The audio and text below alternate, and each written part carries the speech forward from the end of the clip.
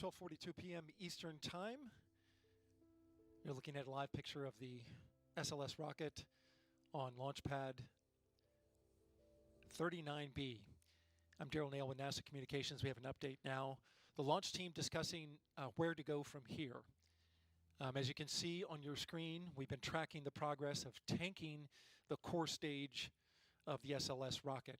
It has two tanks, a liquid oxygen and a liquid hydrogen tank. They have completed tanking the liquid oxygen side, as you can see. It's at 100%, and they are currently in replenish. Over in the liquid hydrogen side, it's been a little bit of a bumpy road this morning. Currently at 67% full, but they've been managing a leak at an 8-inch quick disconnect line that feeds right there into the rocket. In between two plates that disconnect when T0 arrives and the rocket lifts off, those umbilicals pull away and there's a cavity in there where that connection point is. That is where the leak was detected around this 8-inch QD line, which also had a leak and was repaired after a scrub attempt on September 3rd. The team discussing with the launch director the plan to go forward from here, and here's where they settled. They want to gradually increase the storage tank pressure, which will increase the pressure on this quick disconnect as well. It also increases the flow, getting it hopefully to the fast fill flow that would be nominal for a launch attempt. So that's the ultimate goal. She has signed off, Charlie Blackwell-Thompson, launch director here, has signed off on a plan to slowly step up and increase the storage tank pressure, which will increase the flow through that line right there. And as that flow increases, they want to keep track, I should say, of the leak at that QD interface. Right now, it has been tracking well with increases and decreases in pressure. They have been able to manage it quite well. It reached a maximum of 3.5% when they did the kickstart bleed, which raised the pressure on the tank as they vented liquid hydrogen through the engines to pre-chill them for what would be a startup of those engines. This is something that they're testing today and a test objective with this cryogenic demonstration. They flowed that through there, and then they ended the kickstart bleed, and now they're on a vented bleed. The conversation about whether to go forward after they reach replenish on the hydrogen side came to an agreement between the launch director and her launch team to go ahead and stop at replenish and then discuss whether they want to take the next step, which would be to move forward with a pre-press test. This is yet another test objective for the demonstration today, and that's the pressurization of the tank to get a high flow bleed going, which puts it in the condition to start up. They're going to pause at that point once they reach replenish and decide whether or not to move forward. But right now they want to see how this leak tracks with an increase in pressure at the storage tank. So that's where we're at right now. Launch team is in agreement. They want, launch director wants the liquid hydrogen team to keep a close eye on this leak, as they have been. And if it gets to a point where it goes over 4% for more than 5 minutes, the team has been advised to stop flowing propellant through that line.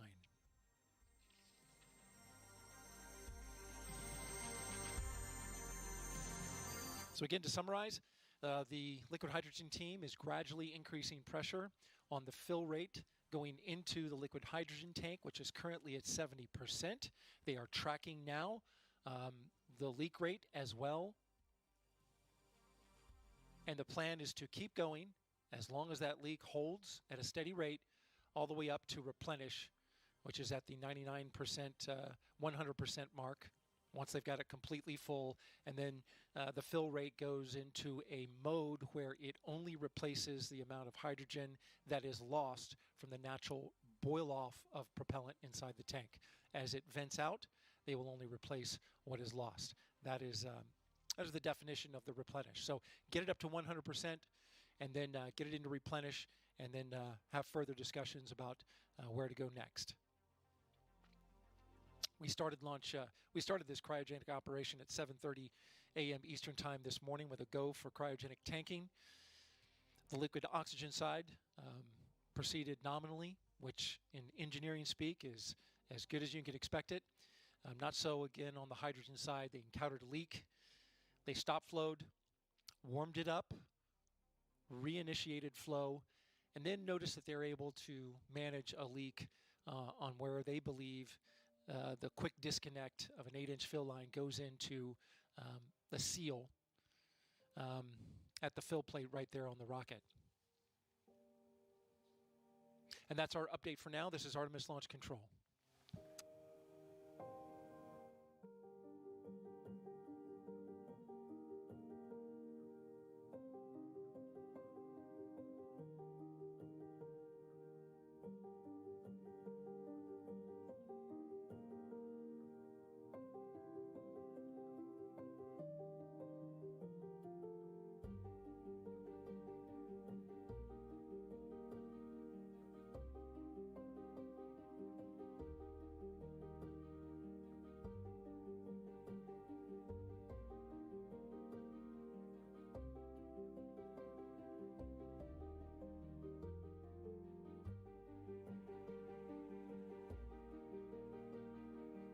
One more quick note I want to add.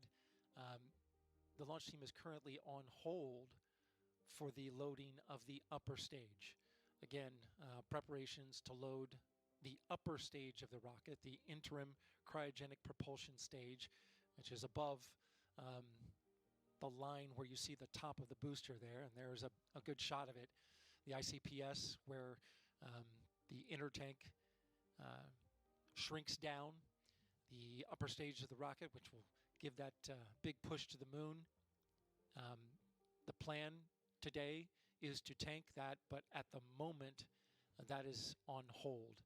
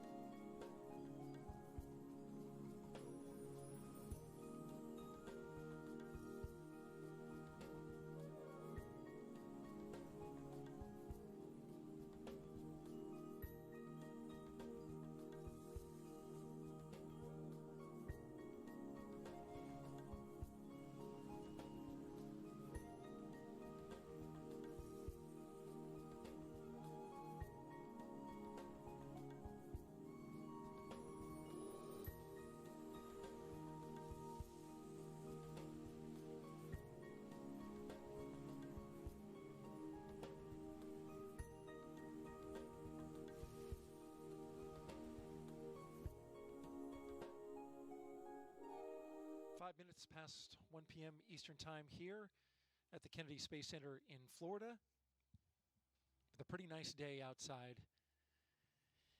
We are currently in hour 5, or hour 6, I should say. It was 5.5 hours into the cryogenic demonstration test for Artemis 1. You're looking at the bottom of the Space Launch System rocket, its 2 boosters, and core stage. The test objectives today were to tank this rocket. It has 4 cryogenic propellant tanks, 2 oxygen, 2 liquid hydrogen. The ones inside that core stage, though, the bottom part of it, are massive, largest in the world for a rocket booster. And so those started at 7:30 a.m. this morning with liquid oxygen. That currently is 100% full. And over on the core stage liquid hydrogen side, we're at 95% filled. There are the stats that we track with our real-time graphics. We encountered an issue right around 10 a.m. this morning with the liquid hydrogen loading. There was a leak detected, and that resulted in a stop flow of the loading on the liquid hydrogen side. It was a pretty significant leak at the time. Engineers then talked it over, went to their pre-planned procedure with a small twist, and that was to lower the pressure on the storage vessel for the liquid hydrogen and then ease back into it after they allowed the quick disconnect line, which is right through there on those umbilicals. Those umbilicals feed the fuel lines right into the rocket. That's where the leak was detected. It went to 7% concentration of hydrogen, and that created a stop flow. They allowed that line to warm up after they purged it out, and then they reinitiated the fill. They resumed the fill into the rocket, and at that point, ever since then, and engineers don't exactly know why, but it has been a manageable leak, reaching only a maximum percentage of 3.4% as they raised the pressure back up to resume fill. And that's where we stand. Engineers are wanting to understand more about how this seal is acting under pressure. And so far, ever since that they resumed fill, they haven't had a substantial problem. The leak is still there, but they are still moving forward with tanking the rocket, and we're just a couple percentage points off from having the entire core stage completely tanked. Now, as far as the upper stage is concerned, that's on hold at the moment. The plan was to tank both of its cryogenic propulsion tanks, both of them liquid oxygen and hydrogen as well, but much smaller tanks. That's on hold at the moment while engineers decide after they get to replenish, which is when we hit the 100% mark, there's going to be a conversation about what to do next, what steps to take, how they want to proceed, what data they've been able to gather about this seal as it tracks with the increase and decrease in pressure. Once they fill this rocket, they do have to detank it, and so that is a consideration as well. The next milestone beyond replenish would be to pre-press the tank. And this would bring the tank to flight pressures, increasing the pressure both inside the tank and on that QD where the leak is. And so engineers plan to talk about the data that they've gathered through the course of this tanking and to decide a path forward. But at the moment, the upper stage is currently on hold. The tanking of the upper stage currently on hold. And this is Artemis Launch Control.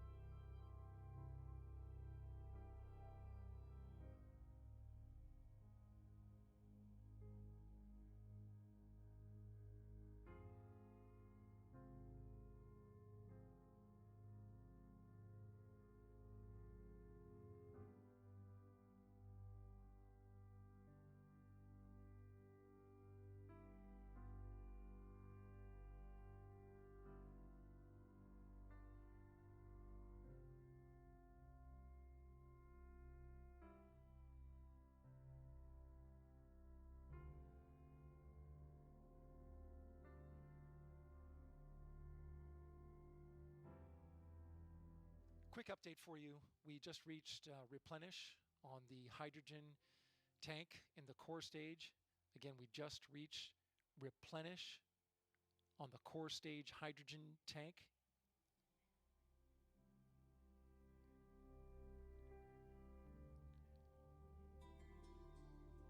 So this means fast fill is complete.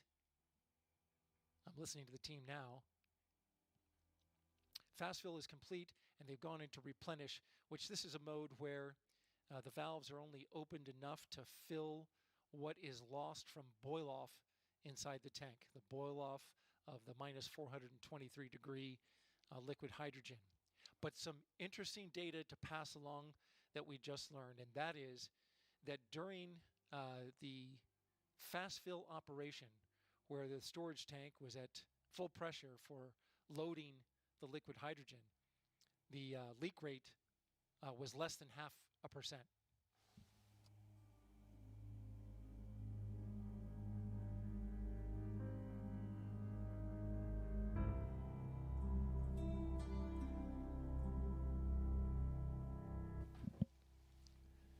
So right around 0.5% leak rate, which is very manageable for the team here, but also at the moment leaving a lot of folks scratching their heads on this one. But they're going to have some conversations